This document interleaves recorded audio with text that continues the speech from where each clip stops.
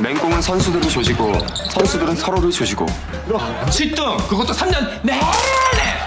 아저씨, 나 선처해주마. 떨어져. 떨어지면 선처해주마. 그건 아니지. 이들 프로야. 동네 농구팀 아니고 프로라고 임마.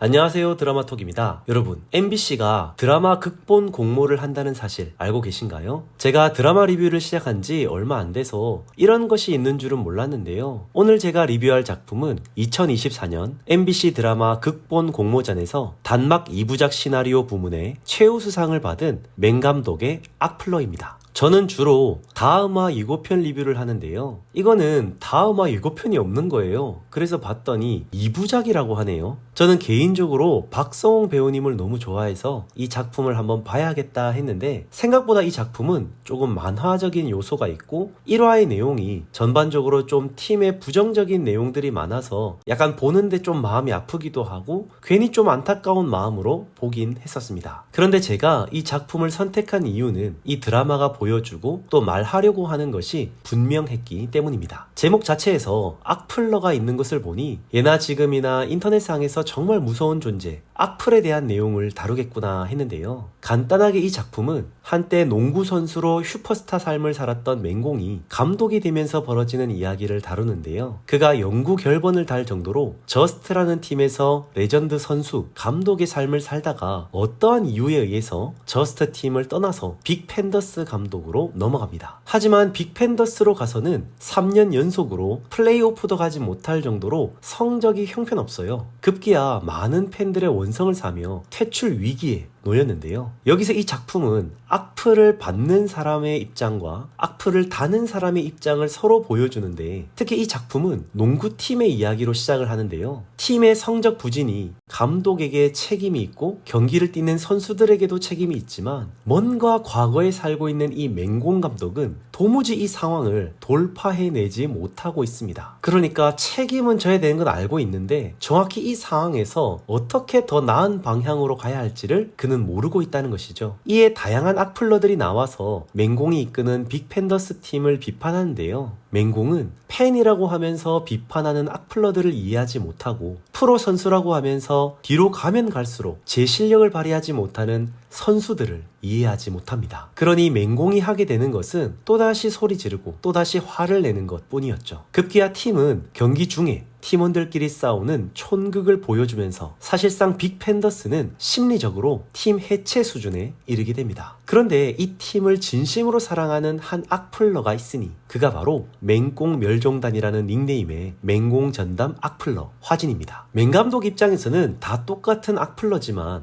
화진은 진심으로 이 팀이 플레이오프에 올라가기를 바란다면서 자신에게 선처를 해주면 플레이오프에 갈 수 있게 해주겠다며 정말 독특한, 사실 현실적으로는 말이 안 되는 제안을 합니다. 분명 이러한 전개는 제 상식에서는 쉽게 이해하기가 어려웠는데요. 하지만 이러한 전개가 말해주는 의미는 명확했습니다. 지금 우리가 살아가는 이 시대에는 서로의 입장에 대해서 이해하는 것이 꼭 필요하다는 것이죠. 맹공 감독 역의 박성웅 배우님은 농구라는 베이스를 깔고 있지만 이 작품은 인간 대 인간의 이야기다. 모든 캐릭터가 서로에 대해 이해하지 못하다가 점점 서로를 이해하게 되는 모습들이 나온다 라고 인터뷰를 하셨습니다. 즉 이 작품은 단순 스포츠 드라마가 아니라 휴먼 스포츠 코미디 드라마라는 것이죠. 악플러 화진의 역을 맡은 박수호 배우님은 맹공과 화진이 함께 성장하는 드라마이며 두 사람의 관계가 발전하고 성숙해지는 모습을 지켜보시면 드라마를 더욱 재미있게 보실 수 있다고 말했습니다. 이 두 분의 인터뷰를 종합적으로 살펴봐도 이 작품은 누구 한 명만 잘해서는 되는 것이 아니라 우리 모두가 함께 변화되어야만 다 잘 될 수 있고 그래야만 밝은 내일을 위해 다 같이 한 걸음 나아갈 수가 있다는 것이었죠. 실제로 1화의 내용을 보시면 정말 서로 싸우고 다투고 욕하는 내용들이 주구장창 나오는데 또 그렇게 욕을 하는 이들의 마음도 이해가 됩니다. 하지만 욕을 먹고 있는 입장도 안타깝긴 마찬가지죠. 제가 제일 안타깝게 보았던 건 악플러들이 감독과 선수의 가족들마저도 괴롭히는 장면들. 그 무수히 많은 악플로 인해서 가족들마저도 죄인처럼 살아가야 하는 모습들이 참 안타까웠습니다. 이처럼 제가 이 작품을 꼭 보고 싶었던 이유는 오늘을 살아가는 우리에게 명확한 시대적 아픔을 보여줌과 동시에 어떻게 하면 우리가 사는 이 세상을 조금은 더 밝게, 즐겁게, 행복하게 살 수 있을지를 그 대안을 이 작품이 말해줄 것 같아서 봤던 것이죠. 그리고 분명 그런 좋은 의미라면 우리 구독자분들에게 소개하는 것이 저의 의무라고 생각되었습니다. 이 작품은 총 2부작이기 때문에 이제 남은 2화에서는 분명 이들의 갈등의 요소들이 아름답게 잘 해결되고 해소되는 부분들을 보여줄 것 같은데요. 그리고 정말 기적적으로 승리를 계속 거두면서 플레이오프로 들어가는 것이 아닐까라고 예상해봅니다. 한때 슈퍼스타로 살았던 맹 감독이 과연 어떻게 변화될지, 선수단 안에서는 또 어떤 변화를 이루게 될지, 과연 악플러 화진은 진짜 맹 감독에게 어떤 큰 도움을 줄지 그걸 보는 재미가 굉장히 쏠쏠할 것 같습니다. 끝으로 이 작품의 소개글을 알려드리면서 리뷰를 마무리하겠습니다. 시류에 거스르는 사람은